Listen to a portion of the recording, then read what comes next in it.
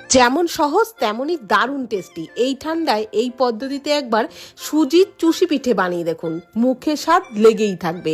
তো এই পিঠে বানানোর জন্য কড়াইয়ে নিয়ে নিলাম হাফ কাপ সুজি, নাড়াচাড়া করে হালকা করে ভেজে হাফ কাপ দুধ, হাফ কাপ জল দিয়ে নাড়াচাড়া করে একটা মণ্ড মতো বানিয়ে নিলাম। তারপর ওই মণ্ডটাকে অল্প ঘিয়ের মধ্যে রেখে খুব ভালো করে মেখে নিলাম, একদম আটা মাখার মতো করে। মেখে নেওয়া হয়ে গেলে ওর থেকে অল্প পরিমাণে নিয়ে এইভাবে একটু লম্বা করে পাকিয়ে, তার থেকে আবার অল্প অল্প পরিমাণে নিয়ে এইভাবে একটু পাকিয়ে চুষি পিঠেগুলো বানিয়ে নিচ্ছি। তো একইভাবে সব পিঠেগুলো বানিয়ে নেওয়া হয়ে গেলে কড়াইয়ে নিয়ে নিচ্ছি 500 গ্রাম দুধ। দুধটাকে ভালো করে ফুটিয়ে নেওয়ার পর ওর মধ্যে দিয়ে দিলাম চিনি আর ফাটিয়ে নেওয়া এলাচ। আবারও একটু ভালো করে ফুটিয়ে নিয়ে দিয়ে দিলাম পিঠেগুলো, আর পিঠেগুলো দিয়ে 5-6 মিনিট মতন একটু ফুটিয়েই গ্যাসের ফ্লেম বন্ধ করে দিলাম। তারপর দিয়ে দিলাম খেজুরের গুড়, আর খেজুরের গুড় দেওয়ার পর গ্যাসের ফ্লেম অন করে 5 মিনিট মতো ফুটিয়ে নিলেই কিন্তু দারুণ